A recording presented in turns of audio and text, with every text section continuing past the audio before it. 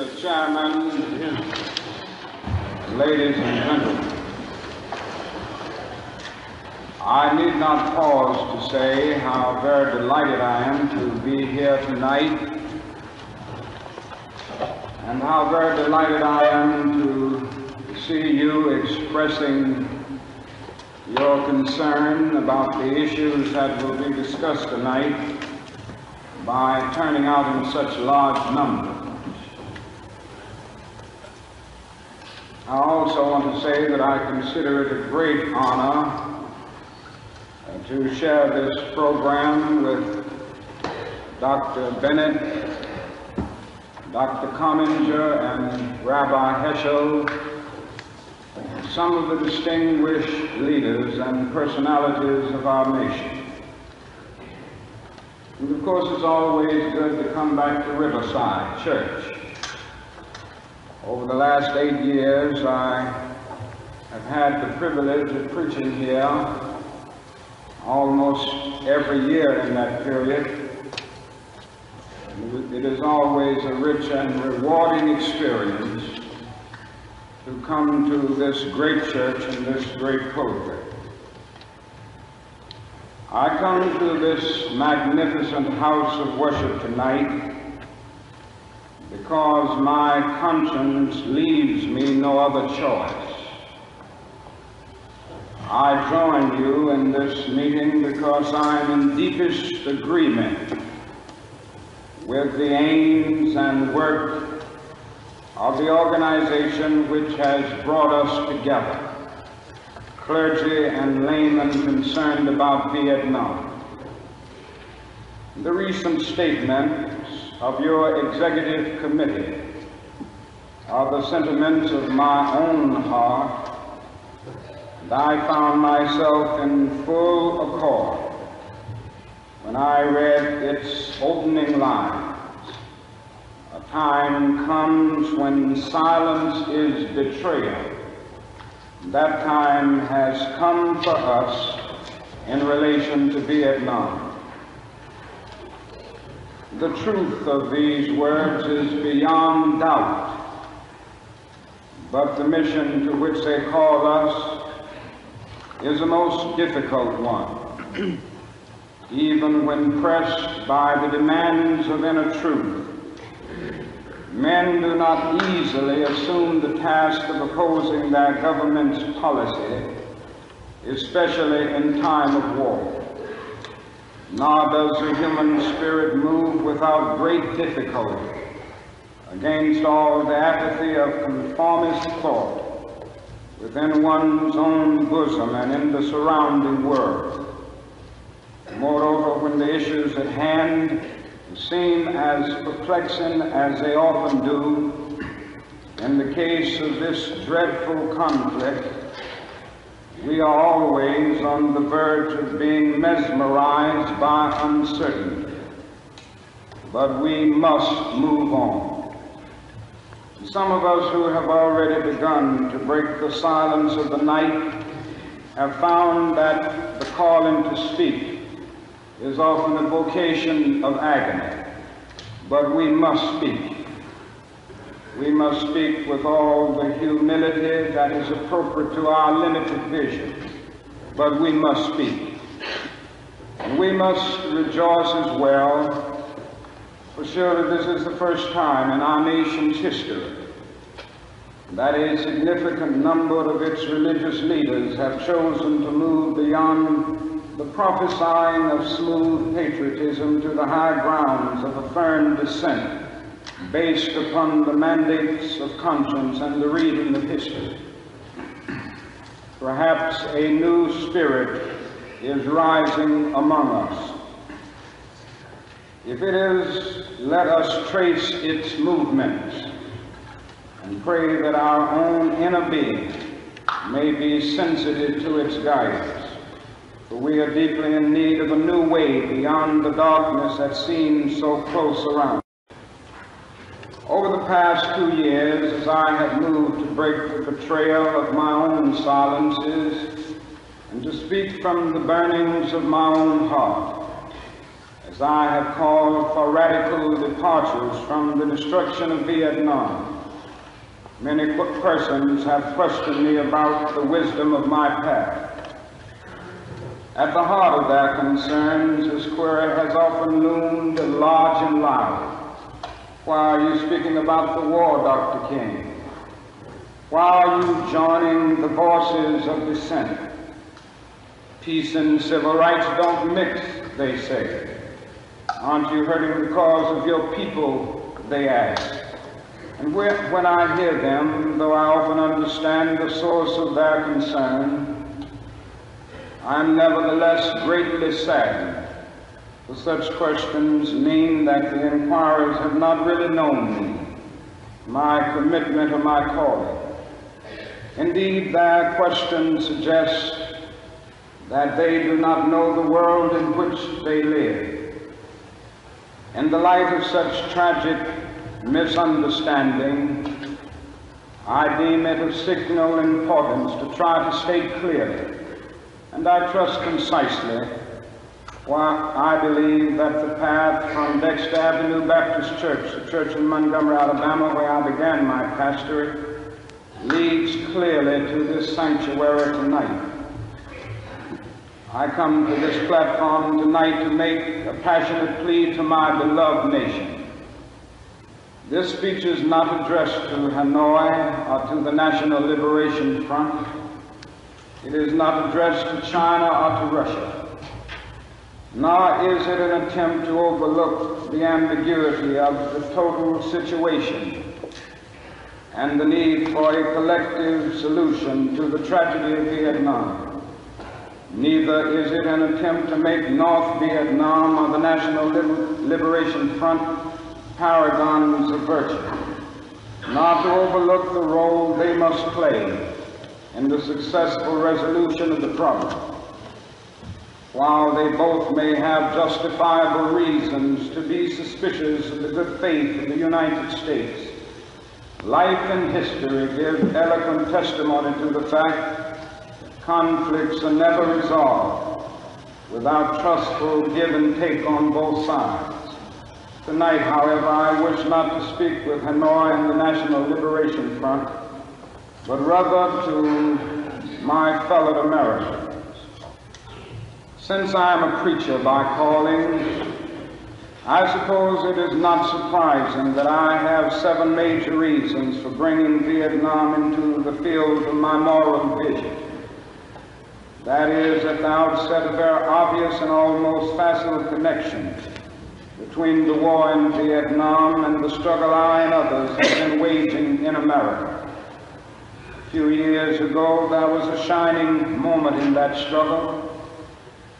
It seemed as if there was a real promise of hope for the poor, both black and white, through the poverty program. There were experiments, hopes, new beginnings.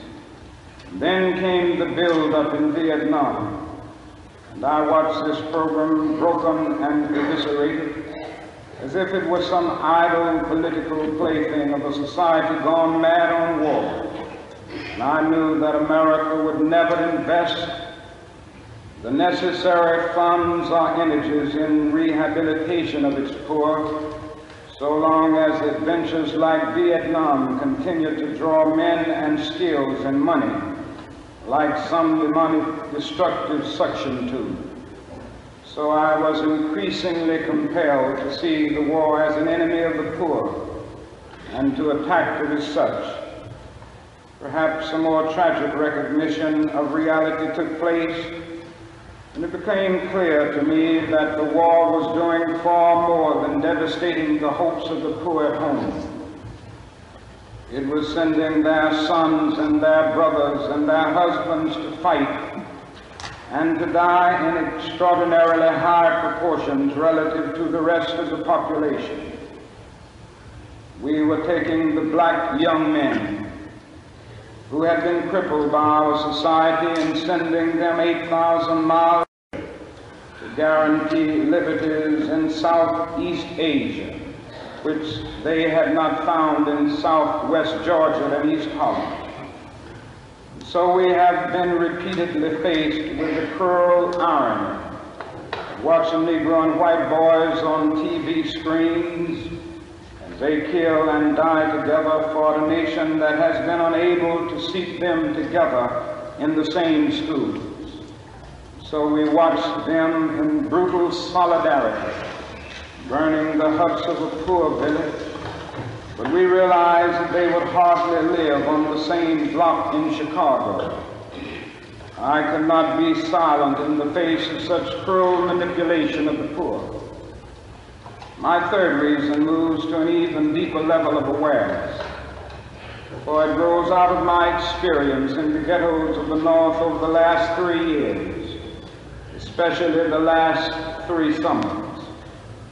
As I have walked among the desperate, rejected, and angry young men, I have told them that Molotov cocktails and rifles would not solve their problems. I have tried to offer them my deepest compassion while maintaining my conviction that social change comes most meaningfully through nonviolent action. But they ask, and rightly so, what about Vietnam? They ask if our home nation wasn't using massive doses of violence to solve its problem, to bring about the changes it wanted.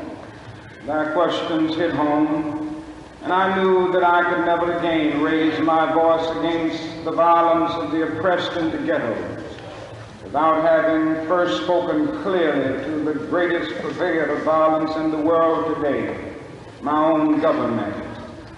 For the sake of those boys, for the sake of this government, for the sake of the hundreds of thousands trembling under our violence, I cannot be silent. For those who ask the question, are you a civil rights leader? And thereby mean to exclude me from the movement for peace, I have this further answer. In 1957, when a group of us formed the Southern Christian Leadership Conference, we chose as our motto to save the soul of America. We were convinced that we could not limit our vision to certain rights for black people, but instead affirmed the conviction that America would never be free or saved from itself until the descendants of its slaves were loosed completely from the shackles they still wear. In a way, we were agreeing with Langston Hughes, that black Bart of Harlem, who had written earlier, "Oh yes, I say it plain, America never was America to me, and yet I swear this oath, America will be." Now it should be incandescently clear that no one who has any concern for the integrity and life of America today can ignore the present war. If America's soul becomes totally poisoned, part of the autopsy must read Vietnam. It can never be saved so long as it destroys the deepest hopes of men the world over. So it is that those of us who are yet determined that America will be are led down the path of protest and dissent, working for the health of our land. As if the weight of such a commitment to the life and health of America were not enough, another burden of responsibility was placed upon me in 1954, and I cannot forget that the Nobel Peace Prize was also a commission to work harder than I had ever worked before for the brotherhood of man. This is a calling that takes me beyond national allegiances. But even if it were not present, I would yet have to live with the meaning of my commitment to the ministry of Jesus Christ. To me, the relationship of this ministry to the making of peace is so obvious that I sometimes marvel at those who ask me why I'm speaking against it. Could it be that they do not know that the good news was meant for all men, for communists and capitalists, for their children and ours, for black and for white, for revolutionary and conservative? Have they forgotten that my ministry is in obedience to the one who loved his enemies so fully that he died for them? What then can I say to the Viet Cong, or to Castro, or to Mao as a faithful minister of this one? Can I threaten them with death, or must I not share with them my life? Finally, as I tried to explain to you and for myself the road that leads from Montgomery to this place, I would have offered all that was most valid if I simply said that I must be true to my conviction, that I share with all men the calling to be a son of the living God. Beyond the calling of race or nation or creed is this vocation of sonship and brotherhood, because I believe that the Father is deeply concerned, especially for his suffering and helpless and outcast children. I come tonight to speak for them. This I believe to be the privilege and the burden of all of us who deem ourselves bound by allegiances and loyalties, which are broader and deeper than nationalism, and which go beyond our nation's self-defined goals and positions. We are called to speak for the weak, for the voiceless, for the victims of our nation, for those it calls enemy. For no document from human hands can make these humans any less our brothers. And as I ponder the madness of Vietnam, and search within myself for ways to understand and respond in compassion, my mind goes constantly to the people of that peninsula. I speak now not of the soldiers of each side, not of the ideologies of the Liberation Front, not of the hunter inside gone, but simply of the people who have been living under the curse of war for almost 3 continuous decades now.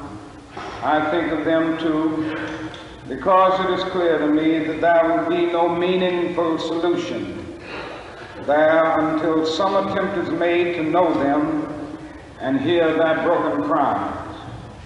They must see Americans as strange liberators. Vietnamese people proclaimed their own independence in 1954, in 1945 rather, after a combined French and Japanese occupation, and before the Communist Revolution in China. They were led by Ho Chi Minh. Even though they quoted the American Declaration of Independence in their own document of freedom, we refused to recognize them. Instead, we decided to support France in its reconquest of a former colony. Our government felt then that the Vietnamese people were not ready for independence. We again fell victim to the deadly Western arrogance that has poisoned the international atmosphere for so long.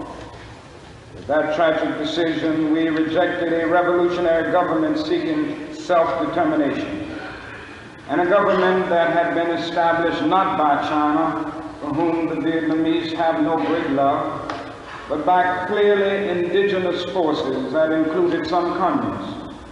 For the peasants, this new government meant real land reform, one of the most important needs in their lives. For 9 years following 1945, we denied the people of Vietnam the right of independence. For 9 years, we vigorously supported the French in their abortive effort to recolonize Vietnam. Before the end of the war, we were meeting 80% of the French war cost. Even before the French were defeated at Dien Bien Phu, they began to despair of their reckless action, but we did not. We encouraged them with our huge financial and military supplies to continue the war even after they had lost. Soon we would be paying almost the full cost of this tragic attempt at recolonization. After the French were defeated, It looked as if independence and land reform would come again through the Geneva Agreement. But instead there came the United States, determined that whole should not unify the temporarily divided nation. The peasants watched again as we supported one of the most vicious modern dictators, our chosen man, Premier Diem. The peasants watched and cringed as Diem ruthlessly rooted out all opposition, supported their extortionist landlords, and refused even to discuss reunification with the North. The peasants watched as all this was presided over by United States influence, and then by increasing numbers of United States troops who came to help quell the insurgency that Diem's methods had aroused. Diem was overthrown, they may have been happy, but the long line of military dictators seemed to offer no real change, especially in terms of their need for land and peace. The only change came from America, as we increased our troop commitments in support of governments which were singularly corrupt, inept, and without popular support. All the while the people read our leaflets and received the regular promises of peace and democracy and land reform. Now they languish under our bombs and consider us not their fellow Vietnamese, the real enemy. They moved sadly and apathetically as we heard them off the land of their fathers into concentration camps where minimal social needs are rarely met. They know they must move on or be destroyed by our bombs. So they go, primarily women and children and aged. They watch as we poison their water, as we kill 1 million acres of their crops. They must weep as the bulldozers roar through their areas preparing to destroy the precious trees. They wandered into the hospitals with at least 20 casualties from American firepower for one Viet Cong inflicted injury. So far we may have killed 1 million of them, mostly children. They wander into the towns and see thousands of the children, homeless, without clothes, running in packs on the streets like animals. They see the children degraded by our soldiers as they beg for food. They see the children selling their sisters to our soldiers, soliciting for their mothers. What do the peasants think as we ally ourselves with the landlords, and as we refuse to put any action into our many words concerning land reform? What do they think as we test out our latest weapons on them, just as the Germans tested out new medicine and new tortures in the concentration camps of Europe? Where are the roots of the independent Vietnam we claim to be building? Is it among these voiceless ones? We have destroyed their two most cherished institutions, the family and the village. We have destroyed their land and their crops. We have cooperated in the crushing of the nation's only non-communist revolutionary political force, the Unified Buddhist Church. We have supported the enemies of the peasants of Saigon. We have corrupted their women and children and killed their men. Now that is little left to build on save bitterness. Soon the only solid physical foundations remaining will be found at our military bases and in the concrete of the concentration camps we call fortified hamlets. The peasants may well wonder if we plan to build our new Vietnam on such grounds as these. But we blame them for such thoughts. We must speak for them and raise the questions they cannot raise. These too are our brothers. Perhaps a more difficult but no less necessary task is to speak for those who have been designated as our enemies. What of the National Liberation Front? That strangely anonymous group we call VC or communists. What must they think of the United States of America? And they realize that we permitted the repression and cruelty of DM, which helped to bring them into being as a resistance group in the South. What do they think of our condoning the violence which led to their own taking up of arms? How can they believe in our integrity when now we speak of aggression from the North as if there were nothing more essential to the war? How can they trust us when now we charge them with violence after the murderous reign of DM, and charge them with violence while we pour every new weapon of death into their land? Surely we must understand their feelings, even if we do not condone their actions. Surely we must see that the men we supported pressed them to their violence.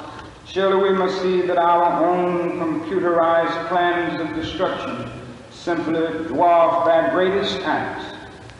How do they judge us when our officials know that their membership is less than 25% communist, and yet insist on giving them the blanket name? What must they be thinking when they know that we are aware of their control of major sections of Vietnam, and yet we appear ready to allow national elections in which this highly organized political parallel government will not have a part? They ask how we can speak of free elections when the Saigon press is censored and controlled by the military junta. And they're surely right to wonder what kind of new government we plan to help form without them, the only party in real touch with the peasants. They question our political goals, and they deny the reality of a peace settlement from which they will be excluded. Their questions are frighteningly relevant. Is our nation planning to build on political myth again, and then show it up from the power of new violence? Here is the true meaning and value of compassion and nonviolence, when it helps us to see the enemy's point of view, to hear his questions, to know his assessment of ourselves. For from his view, we may indeed see the basic weaknesses of our own condition. If we are mature, we may learn and grow and profit from the wisdom of the brothers who are called the opposition. So too with Hanoi, in the north, where our bombs now pummel the land, and our minds endanger the waterways, we are met by deep but understandable mistrust. To speak for them is to explain this lack of confidence in Western words, and especially their distrust of American intentions now. In Hanoi are the men who led the nation to independence against the Japanese and the French, the men who sought membership in the French Commonwealth and were betrayed by the weakness of Paris and the willfulness of the colonial armies. It was they who led a second struggle against French domination at tremendous cost, and then were persuaded to give up the land they controlled between the 13th and 17th parallel as a temporary measure at Geneva. After 1954, they watched us conspire with DM to prevent elections which could have surely brought Ho Chi Minh to power over a united Vietnam. They realized they had been betrayed again. And we ask why they do not leap to negotiate. These things must be remembered. Also, it must be clear that the leaders of Hanoi considered the presence of American troops in support of the DM regime to have been the initial military breach of the Geneva Agreement concerning foreign troops. And they remind us that they did not begin to send troops in large numbers and even supplies into the South until American forces had moved into the tens of thousands. And Nora remembers how our leaders refused to tell us the truth about the earlier North Vietnamese overtures for peace, how the President claimed that none existed when they had clearly been made. Ho Chi Minh has watched as America has spoken of peace and built up its forces. And now he has surely heard the increasing international rumors of American plans for an invasion of the North. He knows the bombing and shelling and mining we are doing a part of traditional pre-invasion strategy. Perhaps only his sense of humor and of irony can save him when he hears the most powerful nation of the world speaking of aggression as it drops thousands of bombs on a poor, weak nation more than 8,000 miles away from its shores. At this point, I should make it clear that while I have tried in these last few minutes to give a voice to the voiceless in Vietnam, to understand the arguments of those who are called enemy, I am as deeply concerned about our own troops there as anything else. For it occurs to me that what we are submitting them to in Vietnam is not simply the brutalizing process that goes on in any war where armies face each other and seek to destroy. We are adding cynicism to the process of death, for they must know after the short period there that none of the things we claim to be fighting for are really involved. Before long, they must know that their government has sent them into a struggle among Vietnamese. The more sophisticated surely realize that we are on the side of the wealthy and the secure while we create a hell for the poor. Somehow this madness must cease. We must stop now. I speak as a child of God and brother to the suffering poor of Vietnam. I speak for those whose land is being laid waste, whose homes are being destroyed, whose culture is being subverted. I speak for the poor of America, who are paying the double price of smashed hopes at home, death and corruption in Vietnam.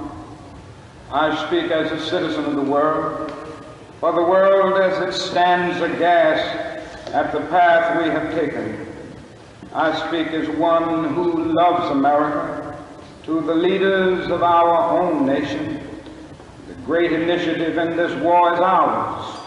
The initiative to stop it must be ours.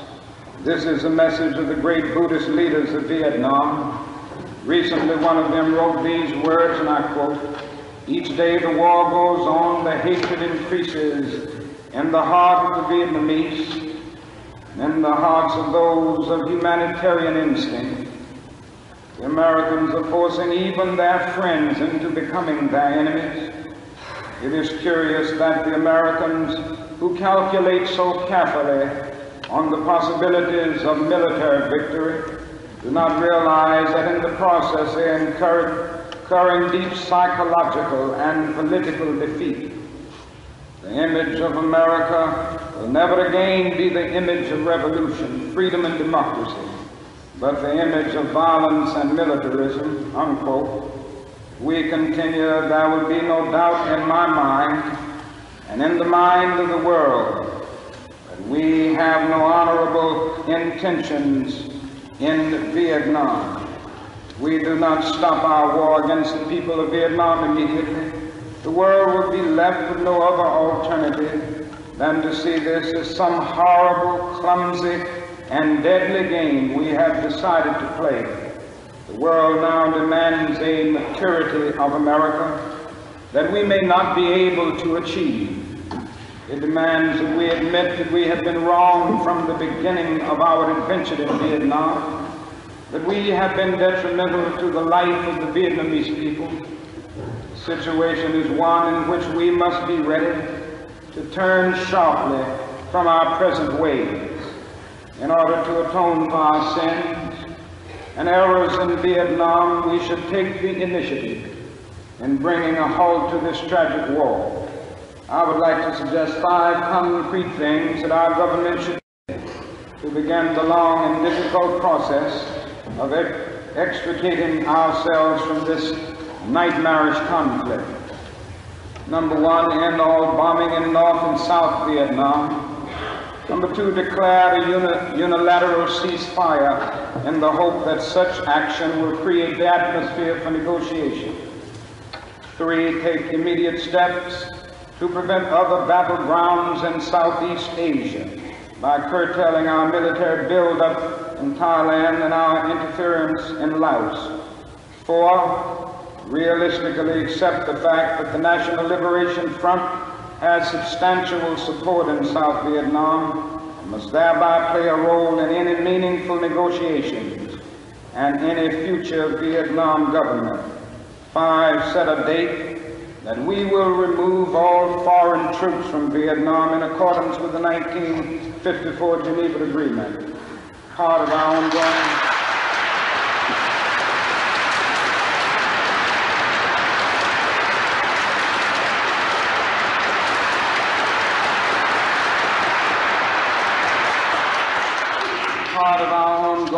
commitment might well express itself in an offer to grant asylum to any Vietnamese who fears for his life under the new regime, which included the Liberation Front.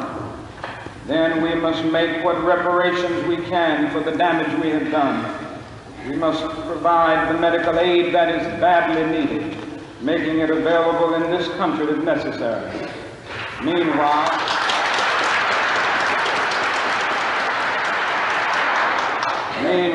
we in the churches and synagogues have a continuing task while we urge our government to disengage itself from a disgraceful commitment.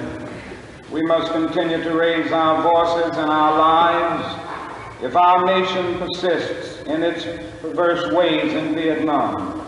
We must be prepared to match actions with words by seeking out every creative method of protest possible.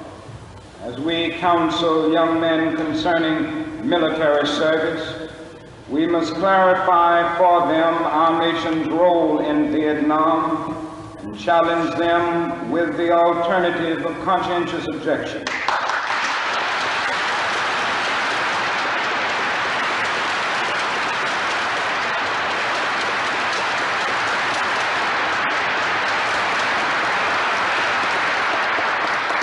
I'm pleased to say that this is a path now chosen by more than 70 students at my own alma mater, Morehouse College, and I recommend it to all who find the American course in Vietnam a dishonorable and unjust one.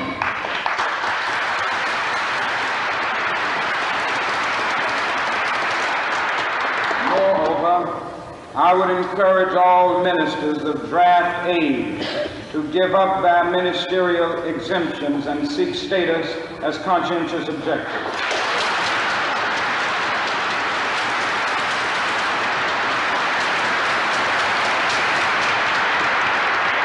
These are the times for real choices and not false ones. We are at the moment when our lives must be placed on the line if our nation is to survive its own folly. Every man of humane convictions must decide on the protest that best suits his convictions, but we must all protest. Now there is something seductively tempting about stopping there and sending us all off on what in some circles has become a popular crusade against the war in Vietnam.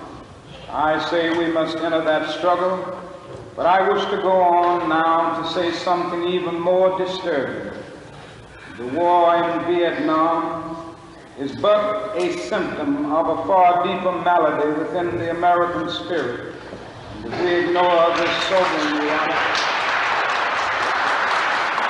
if we ignore this sobering reality, we will find ourselves organizing clergy and laymen concerned committees for the next generation. They will be concerned about Guatemala and Peru. They will be concerned about Thailand and Cambodia. They will be concerned about Mozambique and South. We will be marching for these and a dozen other names and attending rallies without end, unless there is a significant and profound change in American life and policy.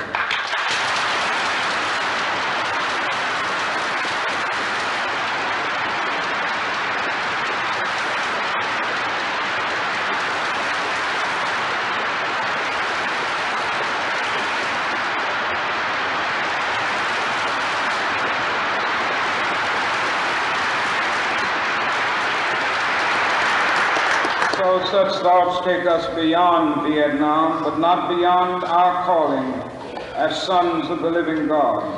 In 1957, a sensitive American official overseas said that it seemed to him that our nation was on the wrong side of a world revolution.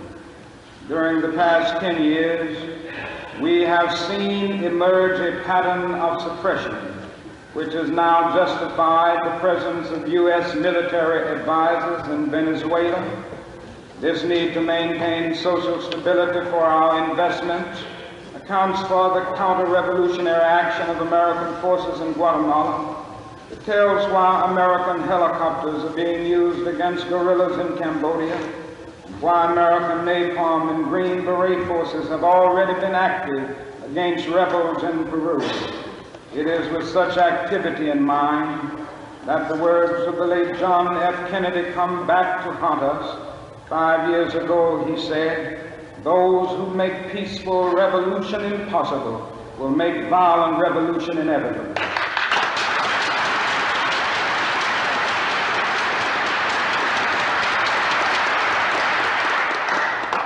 Increasingly by choice or by accident, this is the role our nation has taken, the role of those who make peaceful revolution impossible by refusing to give up the privileges and the pleasures that come from the immense profits of overseas investments.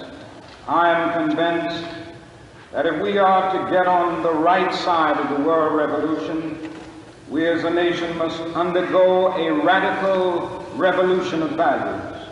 We must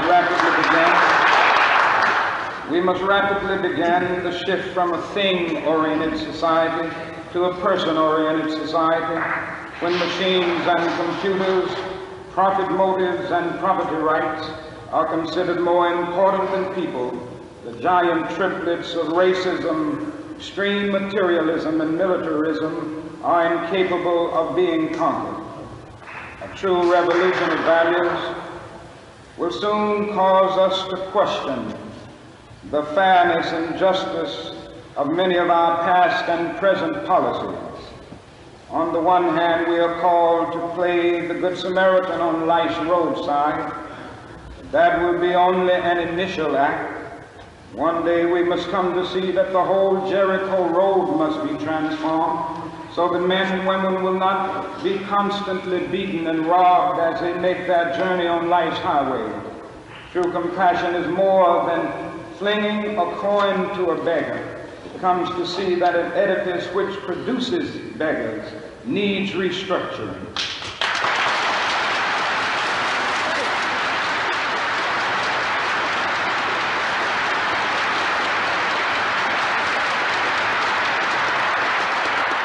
True revolution of values will soon look uneasily on the glaring contrast of poverty and wealth.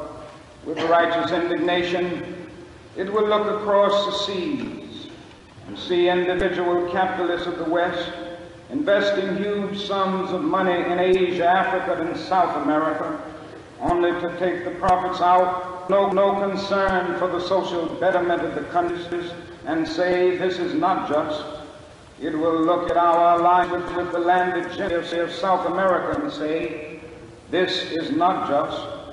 Western arrogance of feeling that it has everything to teach others and nothing to learn from them is not just. A true revolution of values will lay hand on the world order and say of war, this way of settling differences is not just. This business of burning human beings with napalm, filling our nation's homes with orphans and widows, of injecting poisonous drugs of hate into the veins of people's nominally, sending men home from dark and bloody battlefields, physically handicapped and psychologically deranged, cannot be reconciled with wisdom, justice, and love. A nation that continues year after year to spend more money on military defense than on programs of social uplift is approaching spiritual death.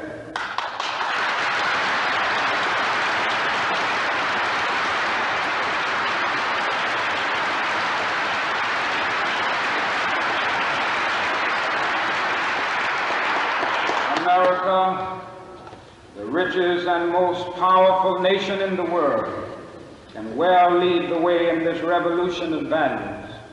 That is nothing except a tragic death wish to prevent us from reordering our priorities so that the pursuit of peace will take precedence over the pursuit of war. There's nothing to keep us from molding a recalcitrant status quo with bruised hands until we have fashioned it into a brotherhood. This kind of positive revolution of values is our best defense against communism. War is not the answer. Communism will never be defeated by the use of atomic bombs and nuclear weapons. Let us not join those who shout war and through their misguided passions urge the United States to relinquish its participation in the United Nations. These are days which demand wise restraint and calm reasonableness. We must not engage in a negative anti-communism, but rather in a positive thrust for democracy.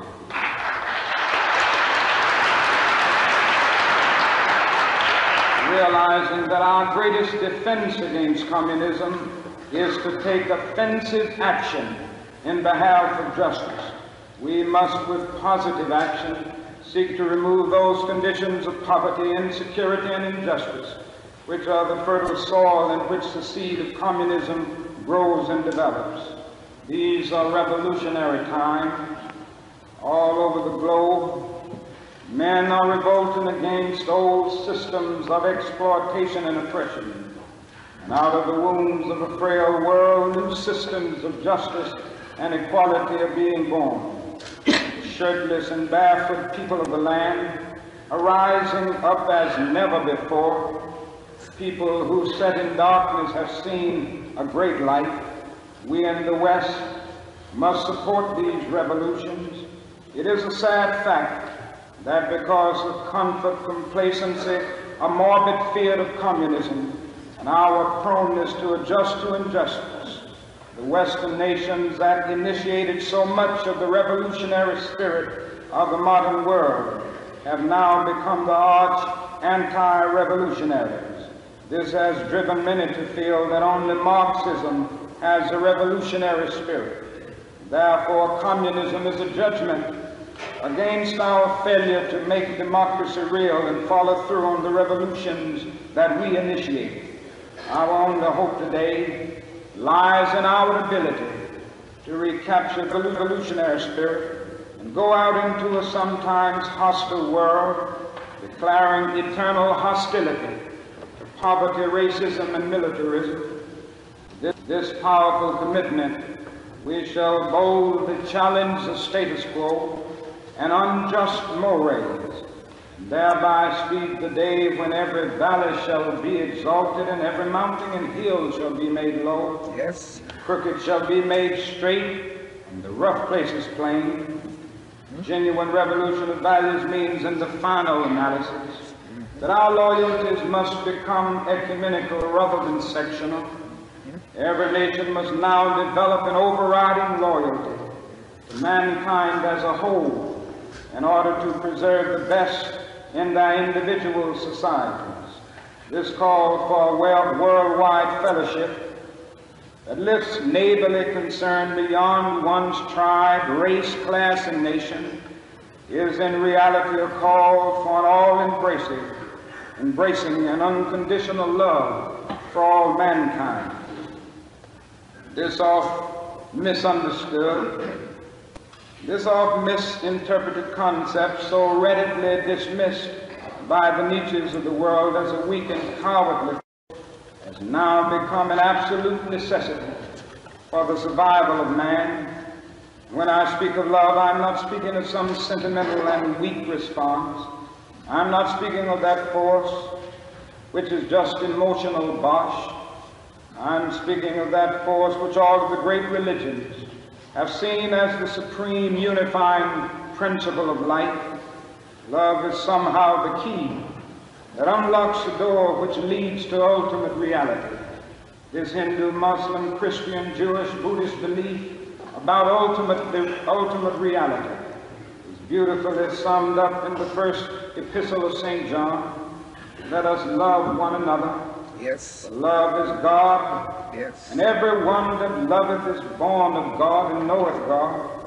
He that loveth not knoweth not God, for God is love.